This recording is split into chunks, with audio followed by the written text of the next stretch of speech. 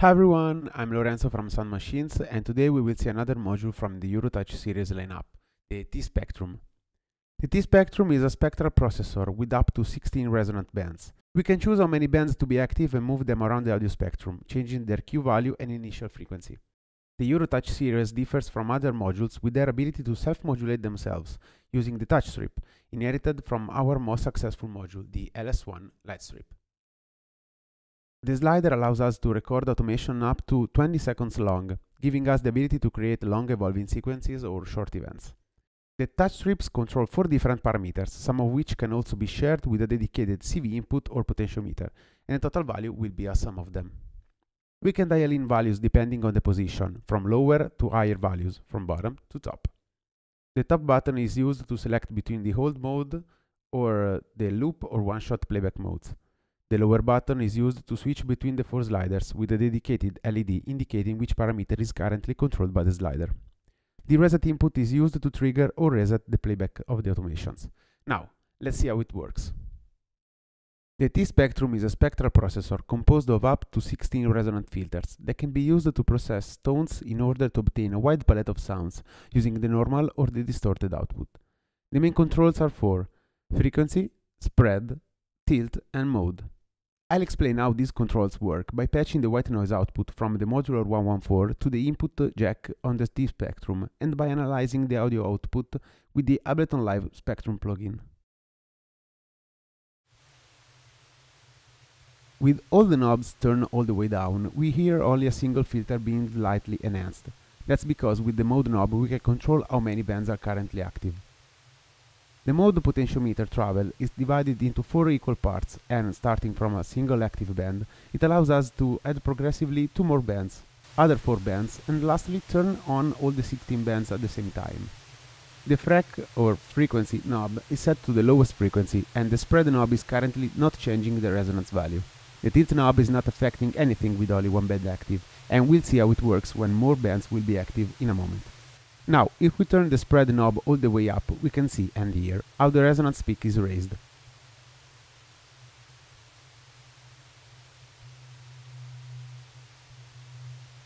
By moving the FREQ knob, we can move the filter frequency all over the 16 positions.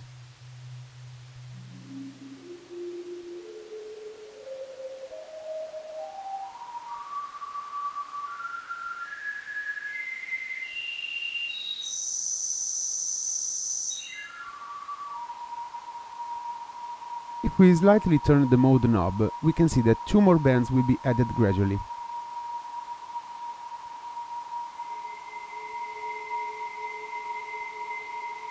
If we continue, other 4 bands will appear, and going all the way to the end, all 16 bands will be active.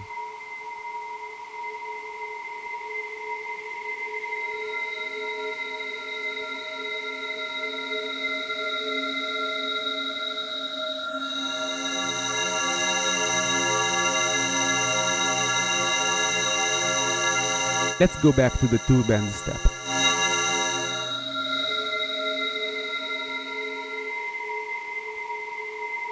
Let's move the frequency knob.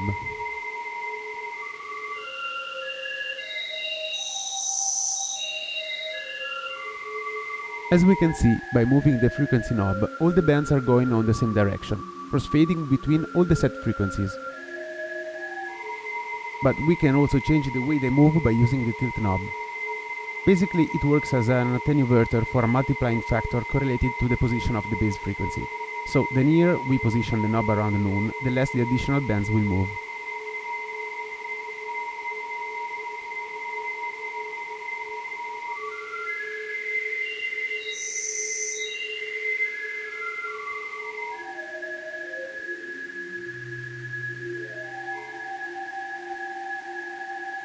If we move counterclockwise, the bands will follow the base frequency.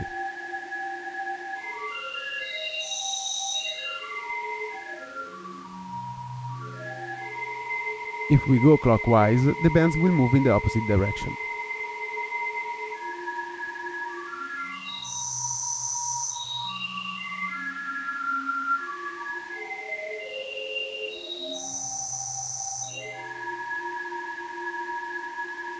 This also applies if we introduce additional bands with the mode knob, until we reach 7 bands at the same time.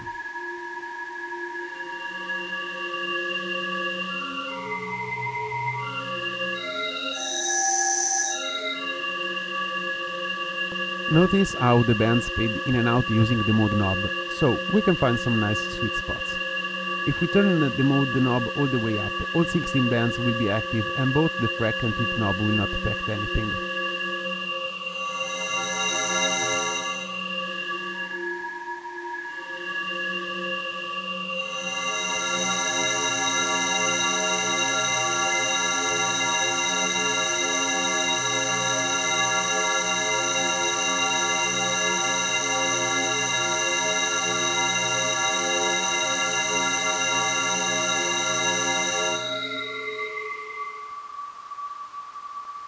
Let's now see how we can use the slider.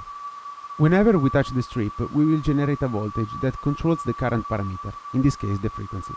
We can see which parameter we are currently controlling by looking at the relative LED indicator in the button below the slider. The normal behavior of the slider is to maintain the value until we are not touching it anymore, returning to 0.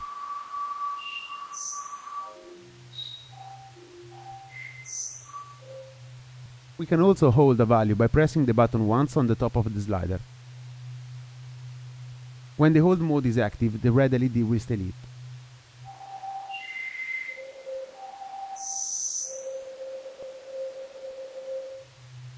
Since the frequency and all the other parameters can be controlled via the slider, the knob and the CV input, the spectrum will sum all of the values. For example, if we touch in the middle of the strip and hold that value, and we start moving the knob, we will hear that at some point the knob will stop having any effect on the frequency parameter, because we exceeded the maximum value.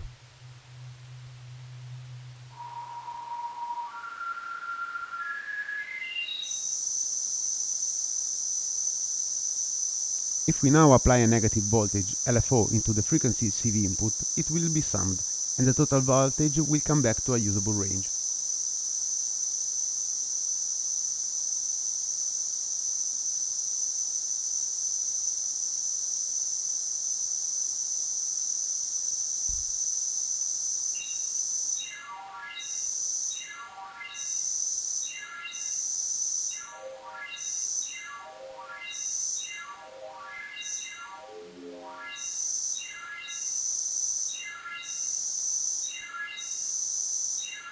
If both the slider and the knob are all the way down, and a negative voltage applied to the CV input will not have any effect.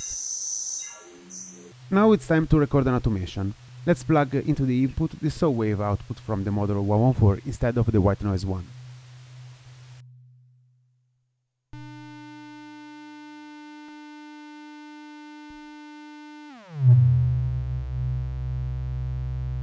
To start recording, we must put our finger on the slider first.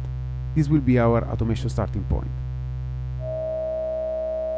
Then, once we keep our finger pressed on the record button on top, it will start blinking. When we lift our finger from the recording button, the automation will start looping.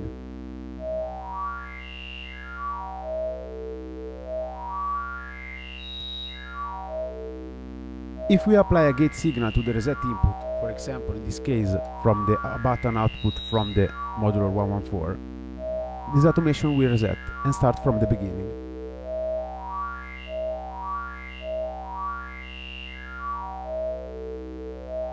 An automation can also be set to one-shot mode.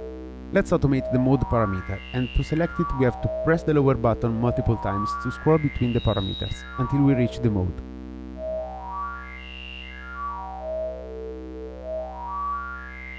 We will see the LED relative to the desired mode light up. To set an automation to be one shot, keep press the record button for a second.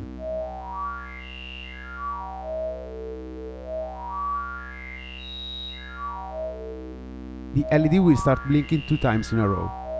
Let's record an automation as before, but when we stop recording we will see that the automation will not start the playback automatically. That's because it's waiting for a gate signal into the reset input that, in this case, also doubles as a start or play input.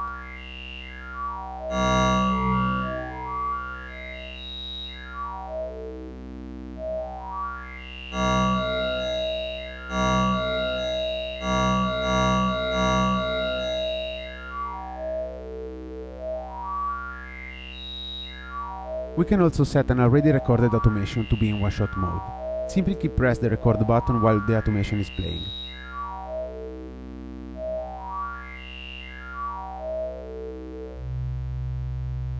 Now we will see that the LED is blinking 2 times fast.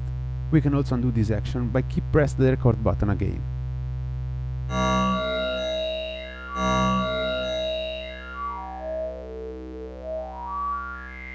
If we want some recorded automation not to be affected by the reset input, which is global by default, we can simply keep press the lower button while we are in the desired parameter.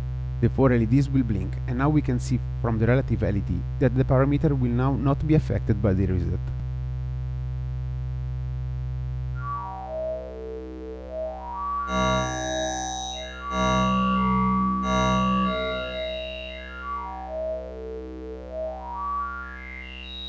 The LEDs for the parameter excluded from the reset input will blink every second or so.